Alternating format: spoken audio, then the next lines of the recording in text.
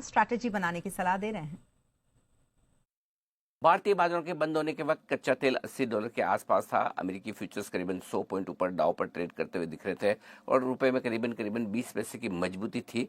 देखना ये होगा कि आज के सेशन में जो ऊपरी स्तरों से थोड़े फिसले हैं बाजार, कल एफआईज के आंकड़े किस तरह के निकल कर आते हैं, कच्चे तेल में क्या कुछ होता है और साथ ही ईरान और अमेरिका के बीच में डील का इंतजार है। अगर कोई ऐसी खबर आ जाए तो फिर मजा आ जाएगा। अगर डील डिले होती हुई दिखिए तो फिर देखना होगा कच्चा तेल क्या उस पर रिएक्शन देता है और अगर देता है तो भारतीय बाजारों को भी थोड़ा रिएक्शन देना होगा। आज के डेटा एफआईएस के इसलिए भी बड़े अहम है, इंपॉर्टेंट है, क्योंकि आज थोड़े ऊपरी स्तर से हम फिसले हैं तो हो सकता है थोड़ी एफआईएस की बिकवाली आपको कम से कम वायदा कारोबार में दिख जाए तो बड़ी बात नहीं है।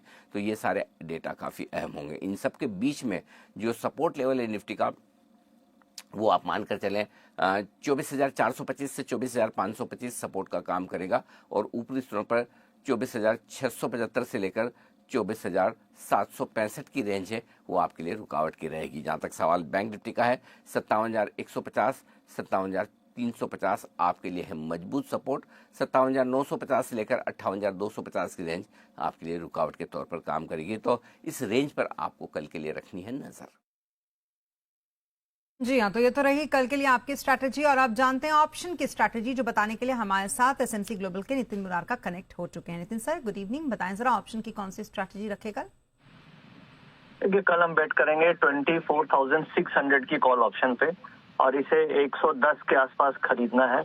स्टॉप लॉस बनेगा 90 रुपीज का, 110 के आसपास खरीदना है, 90 का स्टॉप लॉस और टारगेट होंगे 150 रुपीज के। तो 24,600 की कॉल ऑप्शन पे बेट करेंगे कल के दिन में। देखिए, मार्केट में जैसा दिख रहा है वैसा हो नहीं रहा है। जैसा कि आपको पता है कि पिछले 2 दिनों से सीएस लागू है, जिसकी वजह से क्लोजिंग के टाइम पे कुछ न कुछ अजीब ही होता हुआ नज़र आया है।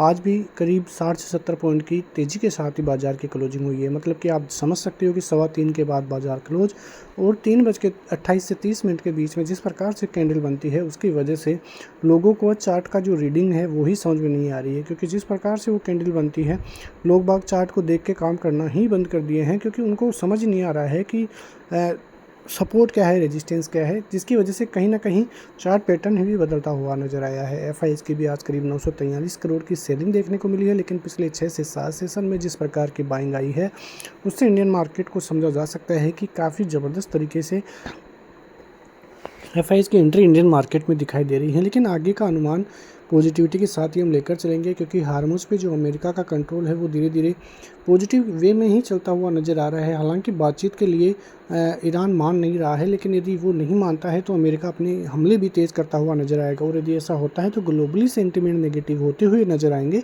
और वहीं से इंडियन मार्केट की तरफ से नेगेटिविटी भी दिखाई देगी। लेकिन अब की बार यदि कुछ भी गलत चीज़ें होती है तो वो इंडियन मार्केट के लिए बड़ी हार्मफुल हो सकती है और फिर बाज़ार में 24,000 का लेवल टूटेगा तो फिर 23,000 और 22,000 के लेवल भी फिर अब की बार आए तो भी कोई बड़ी बात नहीं है, क्योंकि बाज़ार इतने दिनों से कंटिन्यू अब पॉजिटिविटी की तरफ बढ़ता हुआ नज़र आ रहा है।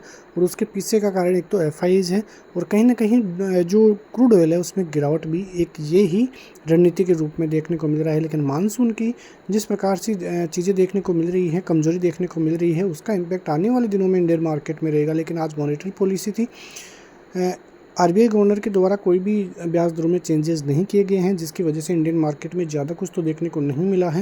लेकिन आने वाले दिनों के लिए थोड़ा सा नेगेटिविटी वाला व्यू भी हम लेकर चल रहे हैं। लेकिन फिलहाल जीडीपी के ग्रोथ रेट अनुमान से बेहतर दिखा दी है उन्होंने और चीज़ें भी काफ़ी पॉजिटिव होती हुई नज़र आई है, ऐसा भी उन्होंने बताया है। लेकिन कल के लिए बात करें तो 24,625 के लेवल आपको दिखाई दे रहे हैं। 24,650 670 के लेवल पार होते ही 800 का लेवल, नीचे की तरफ 24,500 तोड़ते ही 24,250 आपको दिखाई दे जाएगा। लेकिन यदि 23,800 तक बाजार आ जाएगा तो फिर दिक्कतें भारतीय बाजारों के लिए बढ़ेगी। बैंक निफ्टी 57,739, इसके ऊपर आप देखोगे तो 58,200 पार होगा तो फिर 59,000 के लेवल आपको जरूर देखने को मिलेंगे। लेकिन 56,800 57,200 ये बड़े अच्छे सपोर्ट जोन है, इसके नीचे बाजार आएगा तो ही दिक्कतें बढ़ेगी, वरना इंडियन मार्केट के लिए कल का दिन भी काफ़ी अच्छा रह सकता है। बीच बीच में प्रॉफिट बुकिंग के लिए मार्केट नीचे आएगा, लेकिन फिर भी चिंता का विषय नहीं है। मिलते हैं नेक्स्ट वीडियो में, तब तक के लिए जय हिंद।